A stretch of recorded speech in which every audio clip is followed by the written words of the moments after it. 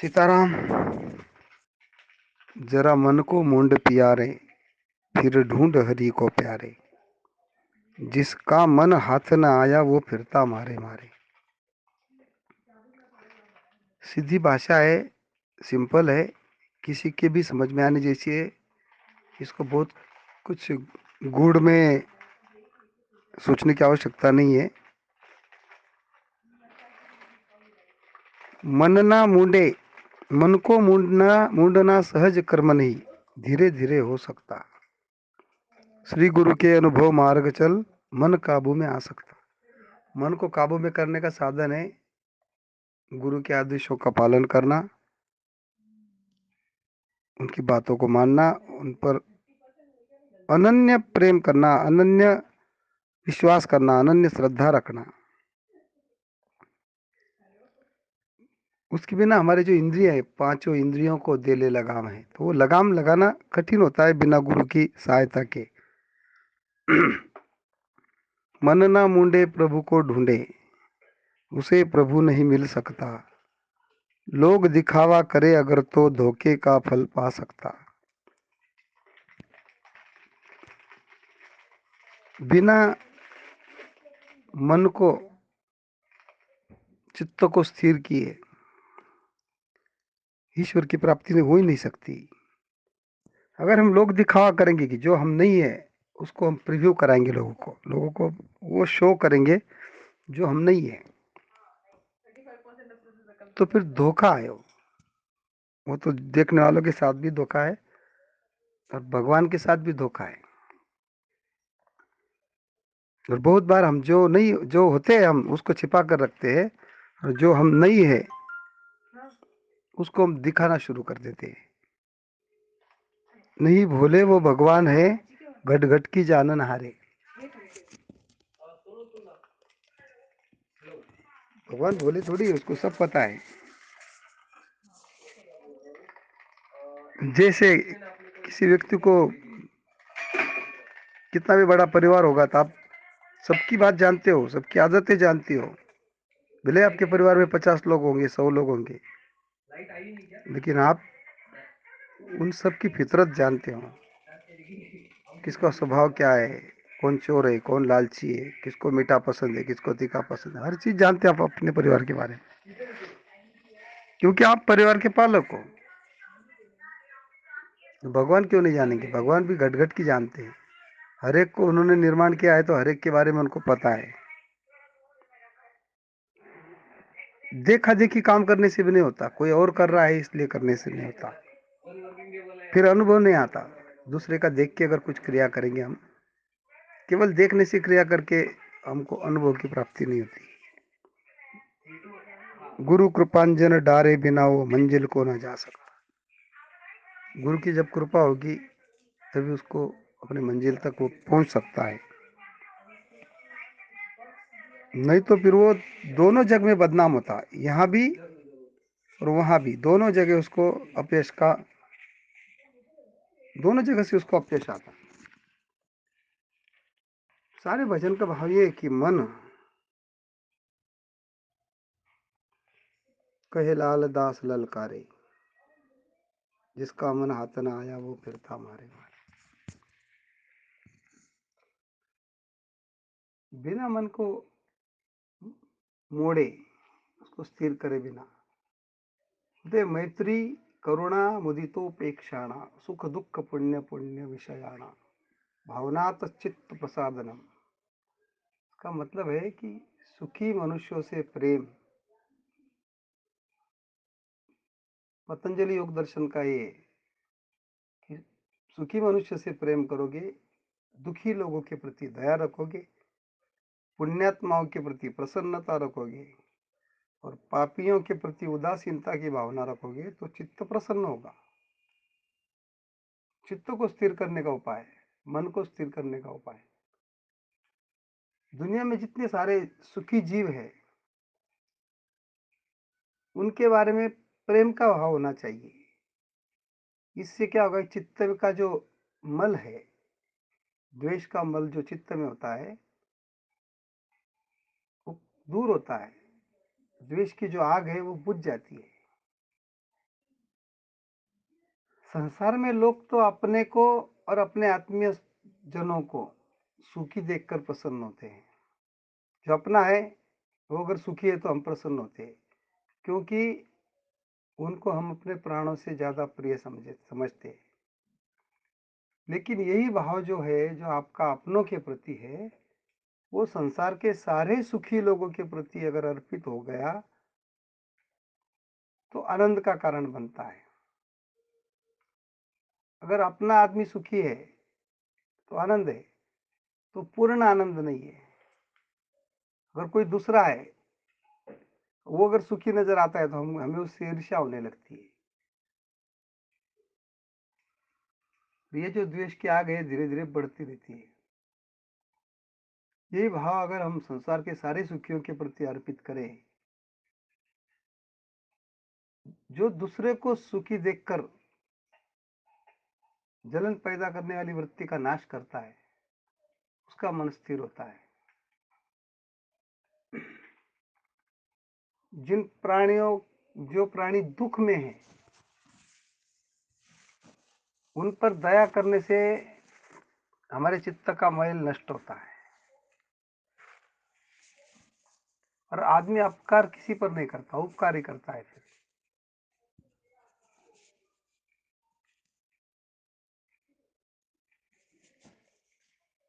ये जो भाव है इस जगत के सारे दुखी जीवों के साथ हो जाए तो हम अनेक लोगों का दुख दूर कर सकते हैं। अनेक लोगों के दुख हमारे माध्यम से दूर हो सकते हैं।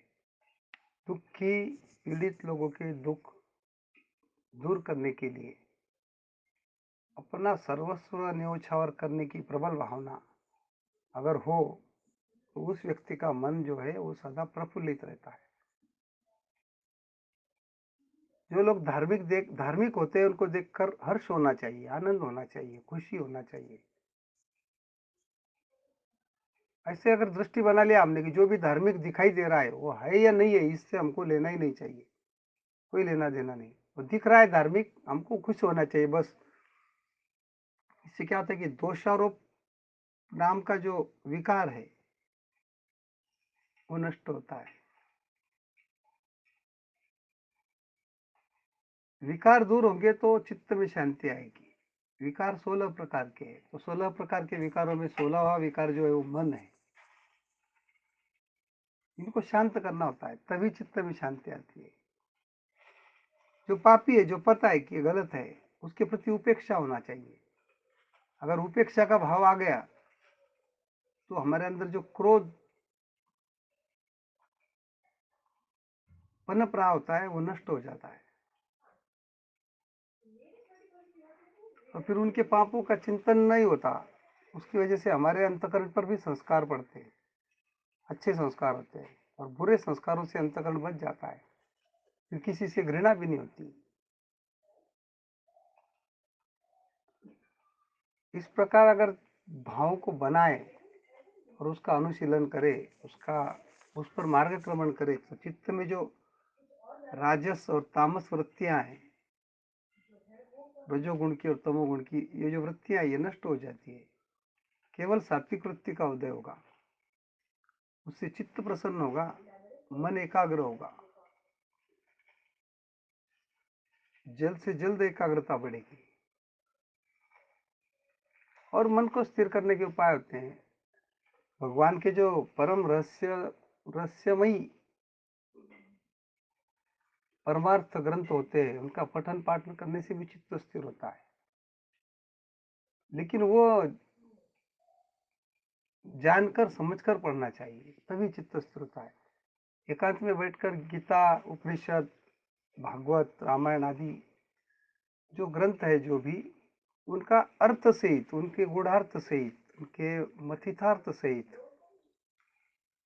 उसको पाठ करें तो हमारी वृत्तियां जो है तदाकार बनती है, उसी की जैसी बन जाती है, ईश्वर के जैसी। इससे भी मन स्थिर होता है। प्राणायाम भी उसी का एक हिस्सा है। लेकिन ये प्राणायाम बिना सदगुरु की सलाह के नहीं हो सकता। योगाभ्यास देखा देखी करने से उल्टे फल मिलते हैं। कल प्रश्न किया था प्रकाश जी ने, योग क्या है? ये जो 8 अंग है वो योग नहीं है, वो योग के हिस्से है, योग के माध्यम है, योग नहीं है। योग कुछ और है। जैसे यम नियम, आसन, प्राणायाम, ध्यान, धारणा, समाधि, जो 8 अंग बताए, ये तो 8 अंग उसके पार्ट है। लेकिन प्राणायाम का मतलब योग नहीं है, आसन का मतलब योग नहीं है, ध्यान का मतलब योग नहीं, धारणा का मतलब योग नहीं, समाधि का मतलब योग नहीं है। योग अपने आप में कुछ और है। ये सब करने से योग होगा, इसकी जरूरी नहीं कि होगा, आवश्यक नहीं कि होगा, हो भी सकता है। लेकिन ये सब करके भी व्यक्ति, करने वाला व्यक्ति भी बहुत बार योगी नहीं है, फंसा हुआ है झंझटों में संसार के, पैसे के पीछे भाग रहा है, प्राणायाम कर रहा है, योग कर रहा है, कहता है, ध्यान करता है, समाधि करता है, लेकिन पैसे का लालच मन से गया नहीं।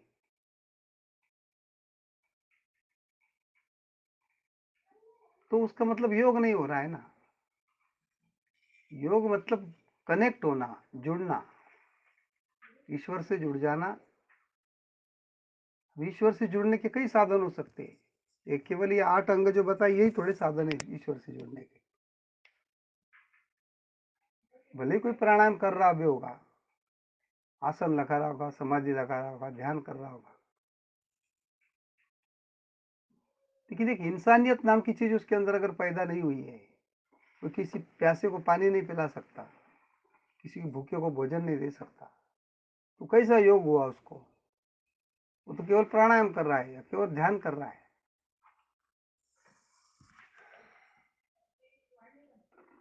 इसके लिए योग को समझने के लिए भी पहले तो हमको भगवान से जुड़ना चाहिए। मन तो रुकेगा, चित्त भी रुकेगा, चित्त भी निर्मल होगा, लेकिन वो गुरु के सत्संग से होगा, गुरु की संगत से होगा, उनके मार्गदर्शन से होगा।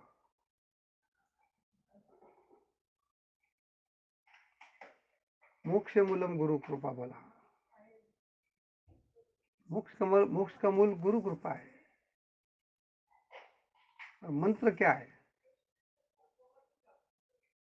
गुरु का शब्द ही मंत्र है, किसी ग्रंथ में होगा इसकी आवश्यकता नहीं है। गुरु अपने मन से भी बना के दे देगी कोई मंत्र। मंत्रों का मूल गुरु का वाक्य है, मंत्र मूलम गुरु वाक्यम।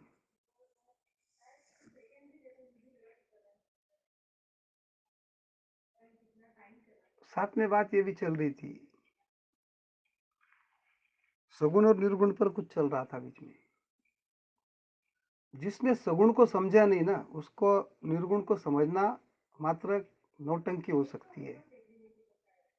सगुण का त्याग करके निर्गुण को नहीं समझा जा सकता। ना समझे सगुण के भाव को, निर्गुण का गाना गाता, ऐसा एक भजन है लालदास जी का, महाराज जी का। ना समझे सगुण के भाव को, निर्गुण का गाना गाता। सगुण रूप की कीन झांकी, निर्गुण पर फेंकी है आंखी, मन को नहीं है पूरी साखी, करता है दीवाने चाव को, बेसमझ समझ ना पाता। अलख न लखता समझे कैसा। जो अलख है, जो दी है, उसको आपने देखा कैसे? निर्गुण को समझने के लिए, निर्गुण को पहचानने के लिए, निर्गुण को देखने के लिए हमको निर्गुण होना पड़ेगा। हम अगर सगुण है तो हम निर्गुण को, सगुण निर्गुण को कैसे देख पाएगा? हमको निर्गुण होना पड़ेगा। और हम निर्गुण हो नहीं सकते, क्योंकि हमारी पैदाइश तीनों गुणों को मिलाकर हुई, रजोगुण, तमोगुण, सत्वगुण को मिलाकर। जब पैदा 3 गुण से हुए हैं, तो निर्गुण कैसे हो सकते? और निर्गुण को समझ कैसे सकते? समझ भी सकेंगे, लेकिन पहले हम सगुण को ही पूरी तरह जान ले, सगुण को पूरी तरह पहचान ले, अपने आप निर्गुण समझ में आ जाएगा। निर्गुण को अलग से देखने की आवश्यकता नहीं उसको। कहते ना वो जब अलग है तो लखा लखा कैसे? अलग मतलब जो दिखता नहीं है। अलख न लखे तो समझे कैसा, कैसे समझे कि वो है? दिखता ही नहीं तो उसको कैसे समझे? जो सगुण में जो ऊर्जा है, वो ऊर्जा अलग है, वो दिखती नहीं है, उसको अनुभूत किया जा सकता है। तो सगुण का त्याग करके हम निर्गुण की ऊर्जा को नहीं पहचान पाते इतने आसानी से। दिल दर्पण ना साफ करावे, बिन अनुभव के भाव को पावे, सतभाव नजर ना आता। उसके पीछे का सत्य भाव है, उसको देखने के लिए जो मन का दर्पण है, दिल के दर्पण को सफा कर बैठ कर एकांत में कहता है ब्रह्मानंद, ब्रह्मानंद बीच समावेगा, वही परम पद पावेगा। जो भजे हरि को सदा, वही परम पद पावेगा। सदा से क्या मतलब है? आपके हर सांस में वो भजन होना चाहिए।